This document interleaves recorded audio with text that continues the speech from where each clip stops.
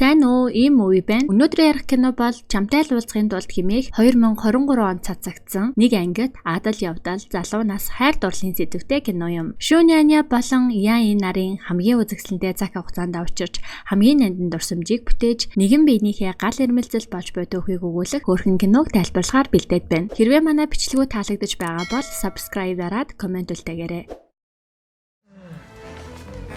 Хичээл дээрээ зурагт ном уншиж байгаад багштай баригдах энэ хүү бол Ян. Хичээл завсарлаж ангаараа сансрын хөлөг хөөж буй бичлэгийг нууцаар үзэж байгаад багштай баригдчихнаа. Хичээлээ хийх тухай хэлс зэмлээд авна. Энэ үе чинээр сурагч хилжиж ирэх ба өөрийгөө Шүүняня гэж танилцуулаад багшийн заасан газар цуунаа. Ян өөрийнхөө зурагт номны араас ширцээр суун. Дараагийн өдөр Няня сургуулаа явах замдаа Ян итэй автобусанд таалдах ба мэдлэг гэж байгаад автобус торомслож барьж явсан талхаа өвөр дээр нь унгаагаад нүрлүүн цохоод авнаа. Тэр уурлаж надаас хол байж болох уу гэдэл сануулна.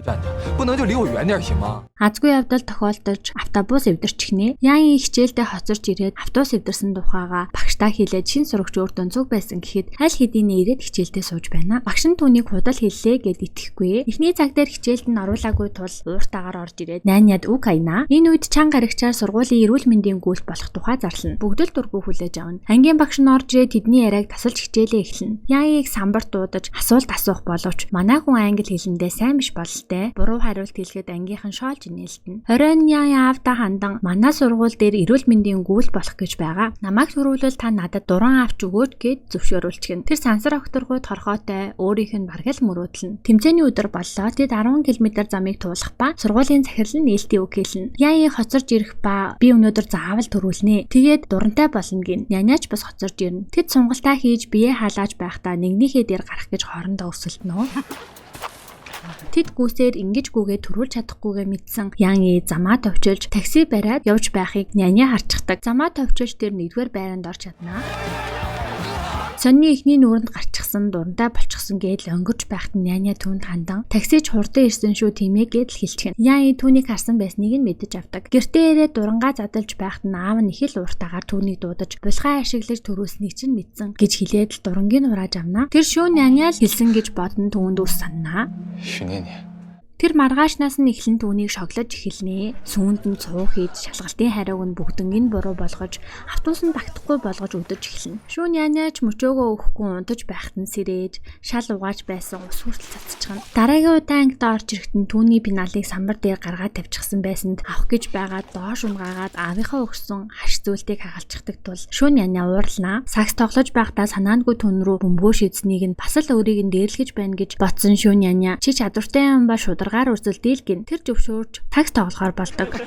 Ян хожигдвал юбг өмсөөд өглөөний дасгал хийхэр болдог бол Шүүняня усаа хусна гэж мөрий тавьдаг. Ян савсганаж өнгөрч өгнө. Гэвч эхний шийдэлтээр Шүүняня 3-аас гол оруулчихдаг. Няня ялж эхлэхэд хожигдохоос айсан Ян шагаагаа мулталчихлаа гэж худал хэлснээр тоглоомыг зогсооно. Тэгээд тэд өөр тоглоомоор өрсөлдөхөр болж хинэн төрүүлж 3 ялсан ялагч болохоор болдог. Няня орой ирээд гэртээ аавынхаа бэлгээсэн зүйлтийг наах гэж хичээж зууж байхад ээж нэрээ туслана. Аав нь спортод их дуртай. Спортын дасгалжуулагч байсан тул бүхэл спортоор хохноо хичээлүүл чадвартай нэгэн болгожээ. Гэтэл нэг өдөр золгүй явдал тохиолдож аав нас барсан байдаг. Тэр зүйлд ааваасаа авсан хамгийн сүүлийн нандин бэлэг байжээ. Тэдний эхний өрсөлдөх тэмцээн бол ширээний теннис байлаа. Энэ тэмцээнд Няня ялдаг. Дараагийн тэмцээн бол утсан дээр юм шивж өрсөлдөх байлаа. Бас л Няня алчдаг. 3 дахь тэмцээн бол тоглоомын төвд мотоциклаар уулдаж өрсөлдөх байлаа. Ян хожигдож байсан тул Няныг замаас нь түлхэж гаргаад сая нэг ялдаг. Түүнийг ялсандаа их л өнгөрнө. 4 дахь тэмцээн бол шаар хагалах байлаа. Няня бүх шаарыг хагалж шагналаар чихмэл тоглоом авдаг. Ян нэг шаар хагалаагүй ч шагналтай гээд Нянагийнхаас том чихмэл өгсөн учраас тэр дахиад л нэг удаа ялж өргөнө. Дараагийн өдөр ангийн багш Яныг өрөөндөө дуудаж зэмлэнэ. Чи төгсөөд аавынхаа хоолны газрыг өвлөж авч болох ч бусад зурагчид тийм биш. Битгий тэднийг суралцахад нь саад бэрхшээл бол гэж зэмлэнэ. Түүнийг зал хэрэглэж уралдаан төрүүлснийг Няня бусдад хэлсэн байх гэж бодож байсан ч тэр өөрөө л суусан таксиндаа сурагчийн үнэлгээ орхиж буусан байдгийг мэдэж авна. Няня ангидаа орж ирэхэд л бүгд түүн рүү сим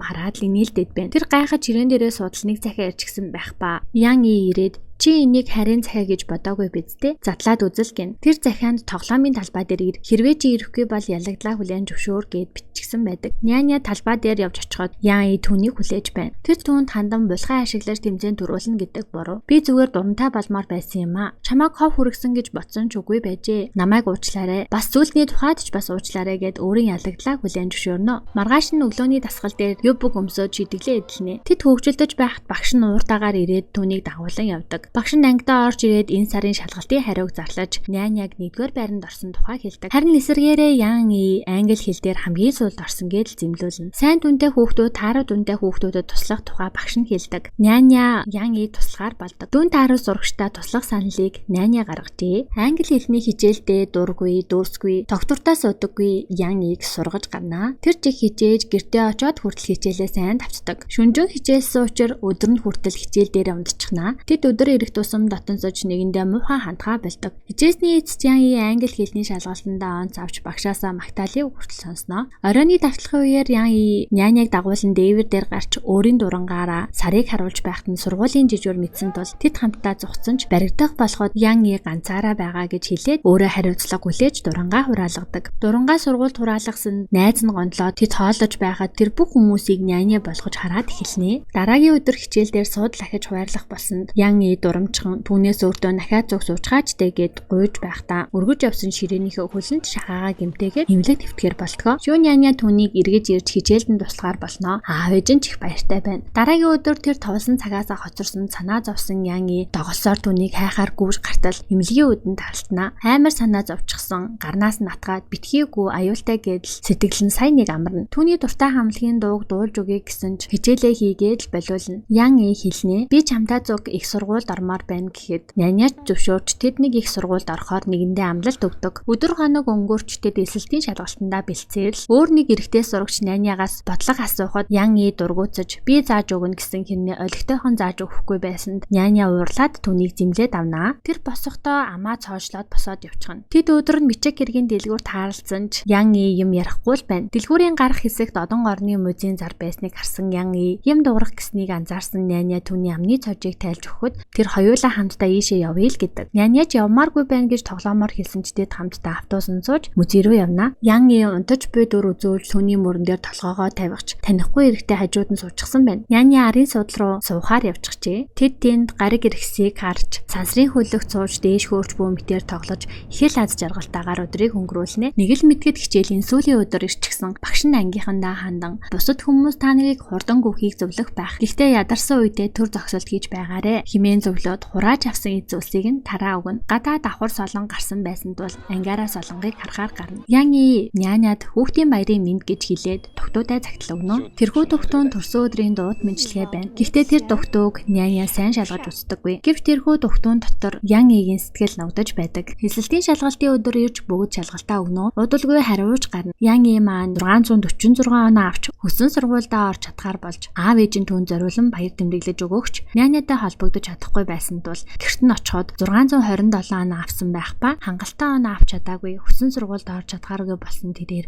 өрөөнөөсөө гарч ирдэггүй. Түүнд амласан амлалтандаа хүрч чадаагүйдаа сэтгэлээр үнэн суун. Ян И амлалтаа биелүүлэхээр цуг нэг их сургуульд орохын тулд сургуулаа сольж сайн дурын ажил хийх өргөдөл өгөхөд аав ээж нь сандарч багштай нь уулзаж байх үед Няня харчихнаа. Оройн нь Ян И түүний гэрт ирэгч Няня түүнийг хөсөн сургуульдаа орох тухай хэлж бид өөр сургуульд орсон ч холбоотой байж болно шүү дээ гэж хэлэхэд Ян И зөрүүдлэн нэг сургуульд орж чадахгүй бол харьцгаа болъё л гин. Няняч тгий чи угаасаа надад тийм ч чухал хүн биш гэд түүнийг шахлуулж орхино. Чи миний өгсөн дугтууг сайн харсан уу гэхэд харсаа надад хамаагүй л гин. Гэхдээ тэр дугтууг сайн онгойлгоод харвал түүний сэтгэл нуугдсан байсныг тэр мэдсэнгүй. Их сургууль руугаа явхаар нисгтээ тэр түүнийг харуулсан ч тэр ирдэггүй. Тэр үед Няня өрөөндөө ганцаараа түүнтэй хамт өнгөрүүлсэн дурсамжаа бодон нулимс туслуулан сун. Түүний утсан зураас ирж ангийн найзан дуудан хоолнд орох үедээ ангийнхаа охинтой үргэж буйгаагаа ахуулнаа. Тэд Нянягийн талаар асуугч тэд толбоо тасарсан тухайгаа хэлнэ. Няняч бас нөгөө талд их сургуульд орчихсон оюутны байрны охтуудтайгаа халуун тогооны хоолнуудаар идэж байгаад байрны хинэгчтэй баригдахаа шахнаа. Өөрийн эзүүсээ янзалж байгаа цанаандгүй газар унгасан зөөс донд нь Ян Игийн өгсөн дугтуу байхыг олж хараад нээж үзтэл завсраас нь загтал гараад ирнэ. Тэр загталтаа сэтгэлээ илжилсэн байх ба Няня одоо л түүний сэтгэлийг баттай мэдэж авдаг. Түүн рүү зурус бичих гэж оролцсон ч хэлгээж чадахгүй сон. Энэ үед Ян Игийн туршилт амжилттай дуусах гэж байсан ч утсанд нь зурус ирэхэд тэр төхөөрөмжний утсыг салгаад бүтлгүүдэгч зурсаа хараад баярлнаа. Хамтаа сансрын хөлөг хөөрхийг харах уу гэж асуусан байлаа. Тэр өдөрч ирж Ян И төрүүлээд ирчихсэн түүнтэй мэдлэг бэлтгэлээ хийж зогсоход Няня ирчихсэн урдын адил сэргэлэн цаваа дугаар түүнтэй мэдлэнэ. Санаандгүй байдлаар тэд хос зам зөмсчихжээ. Буужин хөрөх төглөө гэхэд Ян И чихвчээ гаргаж ирээд түүн сонсгоноо. Түүний дуртай хамтлагийн дууг хэлсэн үгэндээ хурч дуулаад өөрийнхөө дууг хураачихсан байдаг. Буужин тэнгэрт хөөрч тэд хамтаа харан зогсно. Энэ үед Ян И түүнд хандан би чамайг сансан гэж хэлэхдээ зэрэгцэн би чамд сайн гэж сэтгэлээ илчилнэ. Хүмүүс байнга хэн нэгэнд сайн болж байдаг. Завсарлагааны үеэр эргэж харах тэр мөч. Түүнийг тэнэг ажлыг харах мөч. Түүний дуртай зөвлөлд дуртай болдог. Үнэндээ олон удаа тэд дэлхийн нийтэд ил зарлахыг хүсдэг. Ян Иг түүн сайн болохоос өмнө Няня түүнийг шохоорхож эхэлсэн. Энэ бол тэдний хамгийн үзэсгэлэнтэй цаг хугацаанд учирч хамгийн нандин дурсамжийг бүтээж нэгэн биенийхээ гал ирмэлзэл болж буй тэдний залуу насны түүх байлаа. Кинотойгоо хамт байсан баярлалаа. Хэрвээ манай бичлэгүүд таалагдж байгаа бол комент үлдээж subscribe дараарай. Дараагийн бичлэгээр уулзлаа. Түр баяртай. 它可能已经结束了，但也可能才刚刚开始。